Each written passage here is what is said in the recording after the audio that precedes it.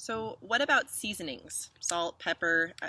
Are people meant to eat this bolus of carbohydrate completely stark plain, or can they add anything to that? In general, I'm recommending that you eat it plain, and there's a couple of reasons for that. We want to keep these meals simple, and something like salt and pepper, I think, wouldn't be that big of a deal. There are some things that are seasonings that could introduce more calories. So it could introduce carbohydrate, maybe it has some fat or some oil in it. So we don't want to do those. Now, there is kind of an interesting thing to keep in mind with this. The point of the book, in large part, is discussing the neuroregulation of appetite. And here we have a situation where the person's raising their hand and they're like, hey, man, I won't be able to eat all this without some seasoning on it. And it's like, bingo, exactly. And I'm not necessarily saying do or don't do that. Right. But it's a great window into, you have something like just rice, and like for me, you don't like fish sauce. It might be more like soy sauce for you.